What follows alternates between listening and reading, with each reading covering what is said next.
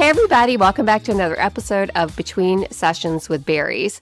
Today's guest is Lauren Ashley. She's an intuitive business development coach certified by the ICF and the host of the Aligned and Magnetic podcast. She helps impact-driven leaders move past imposter syndrome, align their mindset and strategy, and finally create businesses that feel as good as they look. With over 7 years of experience helping entrepreneurs grow on their own terms, Lauren is here today to talk about something most therapists don't get enough of, and that's nervous system care, self-mastery, and how tools like human design can support deeper healing and less burnout. This one's about reclaiming your energy between sessions. Lauren, so glad to have you here. I'd love if you would start with your story. How did you get into this blend of coaching, business development, and energetic work? That's such a good question. Thank you for having me. Happy to be here. Yeah, so my journey really started, it's crazy, I never would have foreseen this happening for my life. My journey started when I actually got married to my ex-husband, who is Mexican, and I decided, instead of trying to bring him to Canada and build my typical dream life of whatever I thought that was at the time, I decided to leave Canada and move to Mexico temporarily to build my online business. And all I really had was this vision of living a laptop lifestyle, traveling the world, and helping people. I knew I wanted to do something that was really fulfilling to me, but I did not anticipate the journey that I was about to embark on.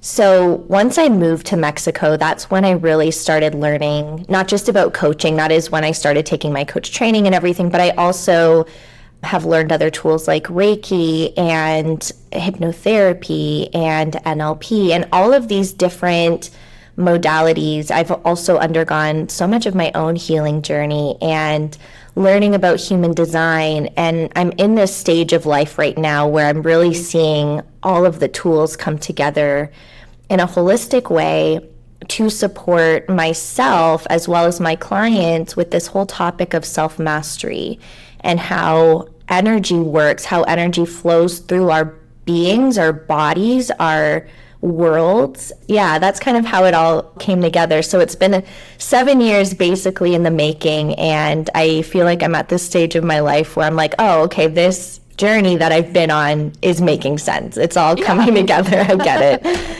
Yeah. So did you know when you went to Mexico, was it like, okay, I'm going down here, one, my husband, and two, I want to learn this energetic stuff, or did it just come to you like... I believe in the universe, and I feel like I was guided here. I remember being in Mexico for the first couple months and just wanting to get a massage. And so I had been like exploring a little bit here and there on my own, and I came across this one massage therapist, and I was like, hey, can I book a massage with you? And she was like, yeah. Do you want just a massage, or do you want massage with Reiki? And I'm like, what's Reiki? What is that? And she told me, I can't even remember what she said, but I was like, you know what? I'm open to trying new things. I was at a stage of my life, and I still am, in a place where I'm just very open to trying different modalities and different therapies and different things. And so that was my very first experience with energy healing on top of massage, and it was really beautiful. And I didn't even really anticipate that I was going to study any of that either, but I guess through the connections that I've made over the years is what really brought me here. Yeah, I hope that makes sense. No, I love it. And I love talking to you because it's such a different perspective, because you're not a therapist. I probably should say that outright. You're a coach, an intuitive coach, and you've learned all this stuff. You got certified as a coach, which is super interesting to a lot of therapists, because a lot of us are doing a little bit of both. You know, we're doing a little coaching, a little bit seeing clients, that sort of thing. So that's really cool to hear. You set out to do the laptop lifestyle, but you weren't even sure what it was going to be quite yet, I guess, right? It's just like it came to you and you've just made this amazing thing. Yeah. Well, at the time I had a plan. At the time I was building my health coaching business, and I thought that that's where it was going. And it's definitely evolved a lot since then. I became the mindset queen. I got really good at helping people clear their blocks. And it's interesting because as I kind of sit back now and observe, yes, it's mindset, but it's also the energy that we hold with the things that we want that creates tension or resistance typically. And when we have that tension and resistance, the energy doesn't flow, and then therefore we push away whatever it is that we want in our lives. Yeah. Oh my gosh, that's so true. Oh, so you work with a ton of helpers and healers. Yeah. I'm sure you see a lot of that in what you're doing. What patterns are you seeing over and over when it comes to like this burnout and this nervous system dysregulation stuff that helpers and healers have going on? All therapists have this going on all the time. So I'd love to just talk about that. Like, what patterns do you see with that? I think the biggest thing that I continue to see, at least this is the thing that's coming up right now. There might be other patterns that I would mention at a different stage if I was being asked, but what feels really relevant to me is the self-care element of it, because when you are a healer, I find that we have such big hearts and we want to help people, but oftentimes I think what I've noticed is that we can kind of leave ourselves behind and for the sake of helping others. And I don't even think it happens intentionally. It's obviously not like, oh, I'm deciding to abandon myself in order to help other people. But I think sometimes that when we don't take the time to look inward and take the space to care for ourselves and our bodies and our energetic bodies, not just our physical body, but our mental, emotional, energetic being, our soul, when we don't take time to care for those bits on top of dealing with life, right? Because life is also a thing in the mix of all the work that we're doing.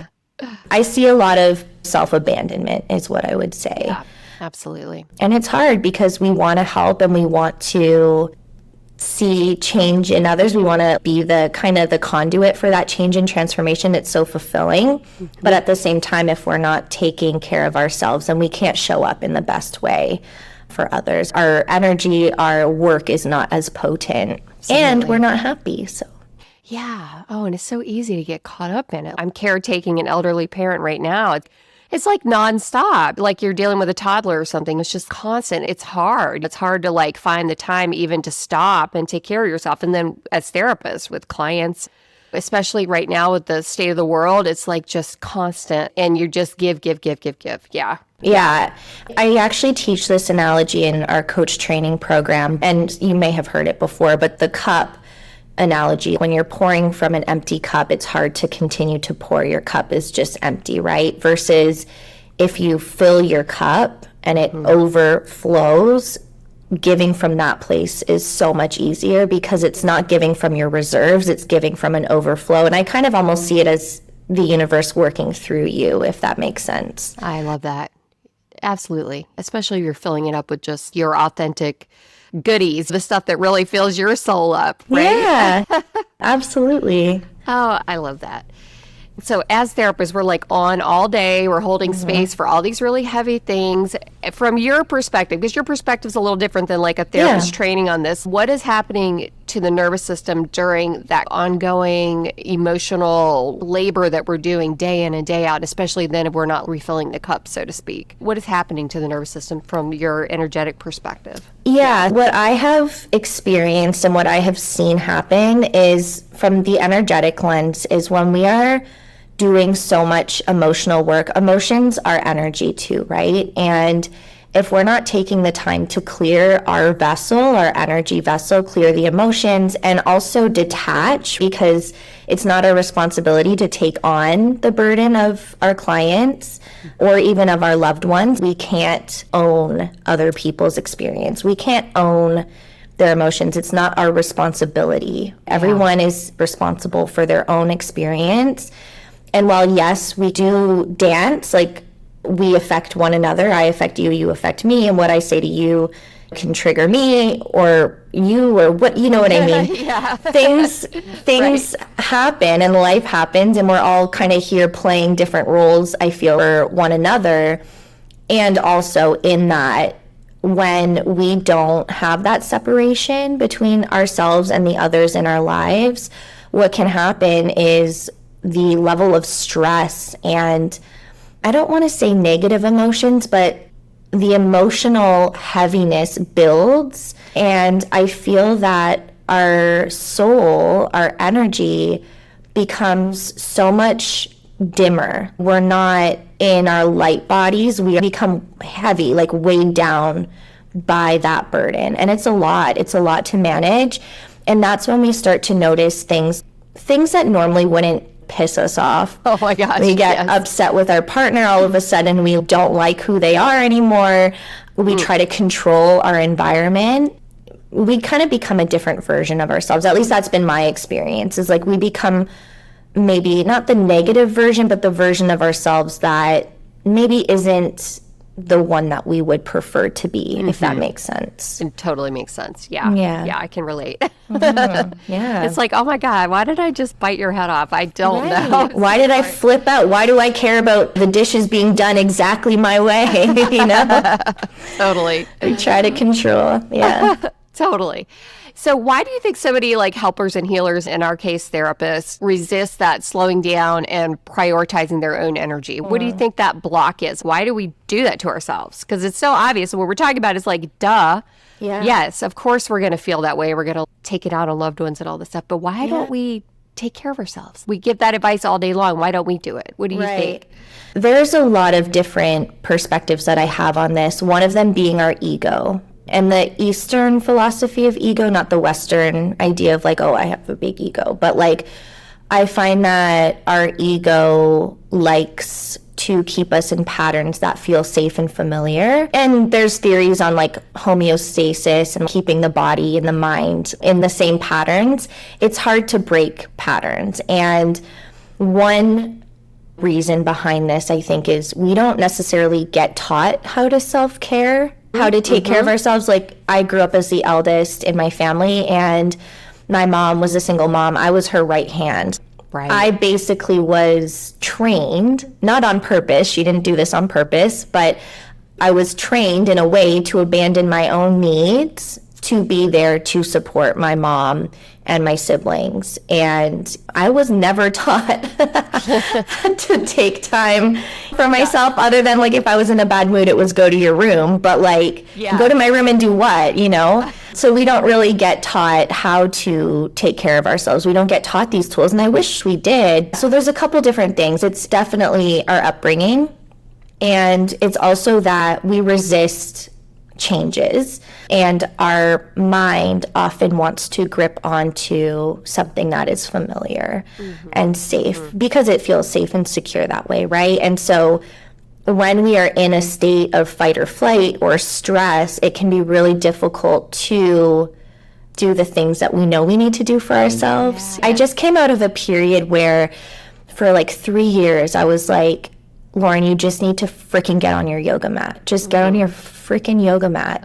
And I couldn't. I tried and I did here and there. And I guess I was just in such, either I was in a state that my body rejected it and just didn't want to do that.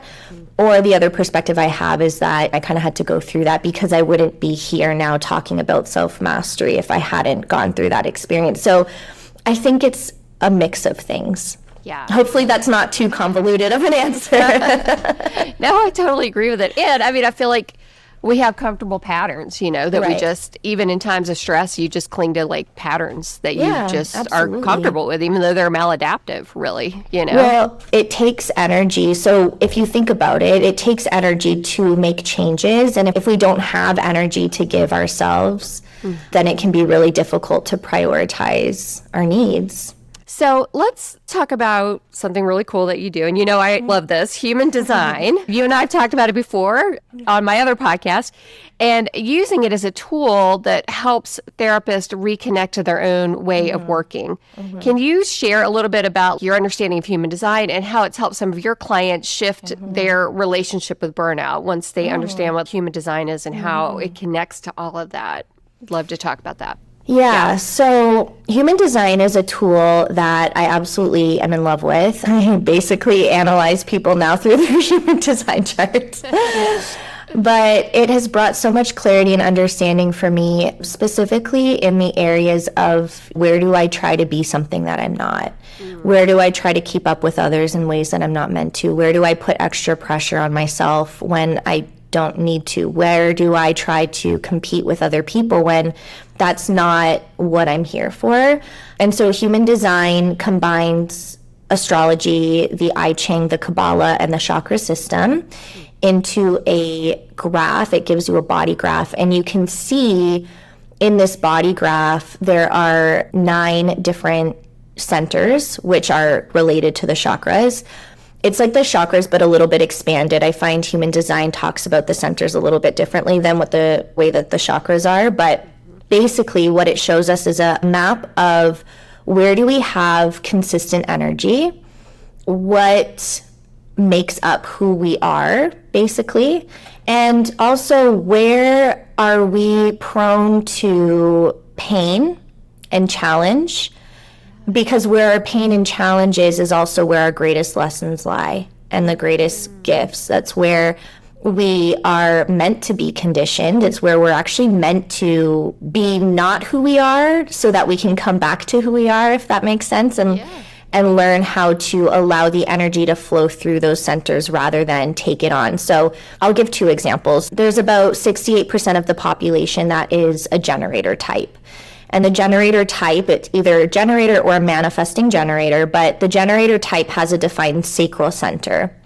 And the defined sacral center is what makes the world go round. It's literally the generator of life. If we didn't have this center, we would not evolve. We would not be making the world go round. So we are basically cut out to do the work, but not any work, right? So one of the things that I work with a lot of my generator clients on is not taking on things that you're not meant to take on. So because that's me. I'm a generator, by the way, everybody. Yes. And I'm a manifesting generator, so I have a lot of experience with this. But because we have that defined sacral, people recognize that energy in us, and it's magnetizing. And so we can get a lot of asks for things. And so learning how to say no, learning, first of all, how to listen to your body, because we get that sacral yes and no. Unless you have a defined emotional center, then your authority is going to be slightly different. But if you have that sacral yes and no, it's first listening for that. And that is not even often about saying no. That is something that we need to work on too. But I find that so many people are so disconnected from their bodies. And it's because we've grown up in a logical society, right? And so that reconnection with that sacral center is super necessary to understand what is something that I am meant to take on and what is something that I'm not meant to take on.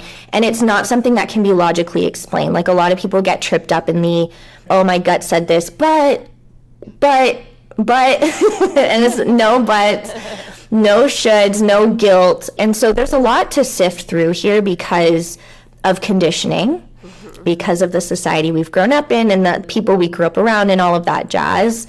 So that is a little bit about the sacral center. Now, what I work on with people who don't have that sacral center defined is learning how to detach, because the majority of the world has that center defined. People who don't have that center defined, so those are my projectors, manifestors, and reflectors, they can get wound up and they'll experience this pressure sometimes to keep going, and this feeling of like, oh, I need to keep pushing myself, and I feel guilty for not being able to do as much as she can do. I feel pressure to make it look like I'm doing something just to feel valued, right? And so for those beings, a lot of our work is around how do we redefine value and worth if you simply don't have the energy to keep up with other people. And this isn't even like oh, you're just lazy. I literally have seen people develop health issues because they try to keep up when they're just not meant to. And that's okay. So how do we come to acceptance with that and not take on the energy of other people? That's what the self-mastery practice for me is all about. It's how do we master our energies? How do we get to know ourselves so freaking well that we know when someone else is influencing us and when we need to detach and let go and filter that energy through our body rather than own it. Yes. Does that make sense? It totally makes sense. Yeah. It's just so important. I've talked to you before about this. I just love human design, just getting that insight around it and then knowing that you literally are not meant to be a generator. Yeah. like therapists trying to build other income streams and that sort of thing. And it's like they see people like me maybe putting like lots of offers out there. It's like I actually can't stop myself. It's like compulsive. Yeah. You know what I mean? But somebody else might try to do something like that and they just can't have the energy for it. You know, it's just so important to remember that. Or thinking they've got to see like 50 clients a week or something. Energetically, they're just not there for it. And figuring out how to manage your time and your life, like the self-mastery that you talk about, it makes perfect sense to me. And giving people permission to know that they might not be cut out for that type of thing. Right. And also permission to follow their own divine path. Because I think where we get really stuck is trying to logically plan it all out. And something that I've really worked a lot on in my journey is letting go of having the perfect plan and allowing my joy, my satisfaction to kind of guide the way there. I love that so much. And I hope it's okay if I share this before we hit record. We were kind of like talking about some of the things we're going to talk about in this episode. And she was like, oh, I'll be interested to see how I answer that question. Yeah. Right. So that's a great example. And that, again, has come from my understanding of human design, because I don't always know what I think. My mind is meant to be blank. And what is meant to come through is meant to come through in that moment. And that is something that I have learned about myself that I can actually embrace now that I know that. But in the beginning stages of my business, I put so much pressure on myself to do things the way other people were doing them, to be a little bit more productive, to structure my days in this way. And what I love about human design is that some people get frustrated with it because they're like, well, what's the answer for me then? What I love about the tool is it's actually like, well, what if we don't know the answers? What if we create our own answers? And what if we just look at this as something that can allow us to be a little bit more curious and exploratory with ourselves, and then the answers can come. Absolutely. I love that attitude. Yeah. To be able to embrace that, because I think that's probably the hardest part. Oh, yeah. And that leads me to something I do want to ask you about, like breaking it down a little bit. What are some of the self-mastery practices that therapists can use between their own sessions to reset their nervous system, to recenter themselves, to get back in touch with this self-mastery that you're talking about? Like, what are some practical things we can do from your perspective as like an intuitive coach that helps people with this stuff? I'll share a couple of different tools that I really love to use. Some of them range from being a little bit less woo-woo to a little bit more woo-woo. So we'll start with the less woo-woo stuff. So one thing that you can do just to reset your body is shake, dance. I'll put on music, something that really gets me moving. I love to dance to Latin music, so salsa, bachata, that sort of thing. But lately I've been listening to more like kind of upbeat and just letting myself flow in whatever way I want to flow. My hands have been moving a lot lately. I don't know. And so really just being in the body. I find that so many of us are floating outside of our body. We're in our minds. We are in the what has to happen next. We're in this hustle energy. And if we can just carve out and intentionally carve out that time to take a 15-minute reset, get some water, put some music on, dance it off, jump. You can jump. And there was one example from a couple weeks ago. I came back from this really powerful healing session, and I felt so internal and quiet. But I had promised my wife that we would do karaoke. And so I got home and I was like, how the frick am I going to do karaoke? My energy is down here. And so what I did was she went out and walked the dogs, and I was like, I do not want to not do karaoke tonight. I wanted to play with my energy. And so I was like, you know what? All I can do is try. I put on a playlist. I started singing. That's another great processing tool. If you're into mantras, I think a lot of them come from the Hindu culture religion, but they're very powerful. They're actually tuned to frequencies. And so a lot of the words, you don't necessarily know what they mean. You can Google them. But yeah, they are energy shifting. I have noticed a lot of power in that. And so, yeah, I just started singing and jumping and moving and shaking off the energy. And I noticed my energy shifted completely. So when my wife left to go walk the dogs, I was down here and she was like, okay, we're not doing karaoke. It's over. But after a little bit of shaking and moving and dancing and bouncing around, I was like, I am so ready. And so The reason I share that is just to instill that there's a lot of power in your intention. And that, I think, is the most important out of all of the tools that I recommend, is setting the intention. So what is the intention?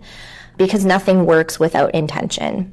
So movement, shaking, bouncing, like if you have a mini trampoline or whatever, you can do that. So that's one tool. I also mentioned the chanting, the singing. Vocally processing is a really powerful way of releasing energy as well. And then another one that I really love is cord cutting. So if you ever have an emotionally charged session and you close that session and you feel things, whatever that might be, it might be like frustration or anger. It might feel like, oh, I didn't serve that person to the best of my ability today. Or maybe you feel a lot of sympathy or empathy for a client. What you can actually do is close your eyes and envision yourself and envision that client and ask yourself, where are the ties and where are they connected to in your body? So as an example, if you are just like thinking a lot after a session, it's possible that you have taken on mental energy from somebody. And so you can envision the tie coming from your mind to the other person's mind, or maybe it's coming from their heart to your mind. This is kind of a tool where you have to just trust what comes up, like there is no right or wrong answer. And what you can do is once you envision those cords or those ties, you can actually go through and cut them. And I like to place a protective bubble around myself and around the other person. Now, this doesn't mean that you are detaching the relationship. It doesn't mean that you don't care for them. It just means you're on your own journey. You are responsible for your experience and I'm responsible for mine. And we best serve one another when we are not attached, if that makes sense. Makes perfect sense. Yeah, I actually got it was tarot card reading from somebody, and that was her recommendation because it was a relationship I was struggling with, and she was like, you need to do a cord cutting ceremony in your mind to disconnect from this person because it was taking up too much space in my head. It's not even my stuff, it was their stuff, but I was just like so consumed with thinking about it, like obsessing about it. So she was like, you got to do the cord cutting, and similar to what you said. Yeah, so that makes perfect sense to me. It really does. And then the last tool that I have is actually a self-mastery meditation that I've recorded. And I think I provided the link maybe, and if not, then I'll send it to you. There's a 45-minute masterclass. You're going to learn about the human design chakras. You'll be able to pull your chart and see where you are prone to picking up energy from others. And in the meditation, I'm going to walk you through an exercise that will help you to cleanse each of your centers and come back to self. That's another tool that we can use to reset. And I've been actually working on this self-mastery practice since January, and I feel like a completely different person today than I was in December. Yeah, it's very powerful. So cool. Is that similar to chakra washing alignment? Yeah, chakra cleansing. Yeah, basically is a chakra cleansing, but it takes it further because, like I said, human design has 9 chakras or centers that they work with. So what's cool about it is it's a chakra cleansing, but it's also working with your chart, so you kind of get to understand your chart through the practice. And my intention with that is to help people to become more aware as they move through life where they're absorbing energy from other people. And what's great about it is as you practice it, you'll start to just know how to do it on your own. So, oh, I love that. Those are great tools. Thank you for sharing those. My pleasure. Now, something I've heard you say before is that sensitivity is a superpower. Can we talk about that? So, and how can therapists shift from seeing their emotional depth and empathy as a burden to a gift? Because I do it. I just absorb people's energy like crazy. I know a lot of therapists do. Just being empathetic in general, it takes a lot. So I just wonder, could you talk about that just a little bit? Something that's become super clear for me lately is, obviously, I'm a sensitive human being. And last year, around this time, I hated that. I didn't know how to navigate it. I was tired. I was overwhelmed. I was depressed. I was having thoughts about things that I didn't want to have thoughts about, and also that I didn't really know how to deal with. It's really been through this practice of self-mastery and learning how to detach, that I have come to realize that empathy and sensitivity is a superpower. It's a superpower because in the times that we are in right now, human design talks about how we are evolving into a different way of being in the world. So not only have our bodies evolved over time, but our energy and how we exist in the world, our consciousness also evolves, right? We are actually needed in this world. And I think the thing that I was struggling with the most back then was comparing myself, because instead of seeing myself as a healer and as different from everyone else, I was trying to be like everyone else. So I think that that's probably the first step, is recognizing that you are different and recognizing that your needs are different and recognizing that you have a different purpose here on earth that doesn't look like everybody else's. And owning that is huge, in owning that sensitivity is a superpower. And then the next step would be learning how to actually master that sensitivity. And that's what we can do through that self-mastery practice. Yeah, because we need a lot of tools as healers. We cannot walk around this earth taking on everybody's stuff, because we then are not able to be in our purpose. Does that answer your question? Yeah. Totally does. So what's your take with like helpers and healers that are integrating this spiritual alignment into their lives and then maybe wanting to take it to the clinical room? I don't know how many therapists you work with, but I've always struggled with this. I've kind of always known like this client is probably really cool with this. This client might not be this cool with this, but and I'll bring like, hey, have you ever thought of tarot card reading or something like that? So what is your take on that? Like, how can a helper or healer bring this more like woo-woo? I don't think it's woo-woo because I think it's just so real, but bring this stuff into the therapy room and like keep it professional. Yeah. I love that question. I think the first place to start is with ourselves. And the reason I say this is because I have done so much work on my own woo-woo-ness that has translated into other people's lives without me having to do much. One of the things that I've actually been doing a lot more of lately, and I've really noticed the power of it, is doing energy healing in my mind. So basically distant healing. And you can do that with your clients. Again, remembering though always that detachment, always honoring your energy and the energetic boundaries and all of that jazz. But you can start to even just send loving, healing energy to people, right? Like that can be such a simple way of bringing that in. But also, I think it's also trusting your intuition. In sessions, if you are wanting to offer a tool, for example, to someone, it's trusting your intuitive nudges. So if you feel the pull to share something, go with it. And also trusting that if it doesn't land, it's okay. If it doesn't land, it's not for them right now. And maybe you mentioning it was the first step. Maybe in 2 years from now, they will take you up on what you said, or maybe someone else will mention it to them and they'll be ready at that moment. As healers, we are simply conduits. I like to see us as vessels for universal energy and love, if that makes sense.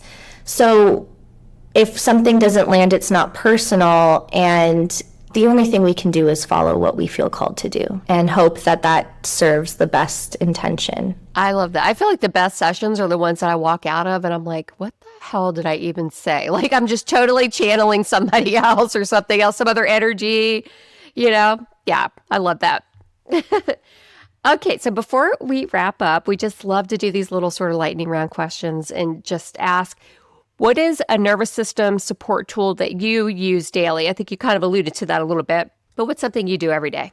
Dancing is my thing right now. 100% dancing. I put on music to walk to work or to the office, not to work. Well, it is my work, but anyway, I put on music to walk my dogs. I put on music to go to the grocery store, and I just dance. I dance in my apartment. I dance wherever I am hearing music, and that's been really, I would say, healing and helpful during this phase of my life, for sure. Yeah. Love that. Love it. Yeah. A mindset shift that changed everything for you. Oh my God. What's coming up for me right now is nothing is as it seems. if I can explain really quickly, is everyone is living their own version of reality, and my version of reality is so different than everybody else's version of reality, and that has really helped me to understand and accept other people and understand that we're not always thinking the exact same thing. So, yeah. Amazing. I love that. And a favorite quote or resource that keeps you grounded? Ooh. I don't remember quotes like that very well. I'm like that too. I'm so bad with quotes or song lyrics or anything like that. People quote movies all the time. The only one I can quote is White Chicks because I've seen it like 50 million times. Okay, a resource that grounds me. You know what? I would say there's actually this app that I've been using a lot of lately. It's an astrology kind of app. It's called The Pattern. Oh, cool. And whenever I'm going through challenges in my life, the pattern basically explains why. I love that. I'm going to have to check that out. Yeah. Yeah. It grounds me in the sense that I can learn about who I am and what my personality is in this world. And it's been really helpful. I really like that app. Cool. I'm going to definitely check that out. So, Lauren, how do people find you? How do they connect with you if they want to talk to you or work with you? Yeah, so you can definitely visit my website if you want. I will tell you that it is going under a evolution. It's not the most up to date, but that's okay. You can reach me on Instagram. I'm at Coach Lauren Ashley, and then you can also tune into my podcast. I typically release episodes bi-weekly, but I'm in a very internal phase right now where I'm reflecting a lot, and so episodes are a little bit less frequent. However, they're still there, and there's like 90 episodes or something you can binge. Nice. So if you discover it, then you'll have lots of content to keep you busy. That's awesome. Yeah. That's great. Thank you so much. Thanks for being here. Thank you for having me. You're welcome.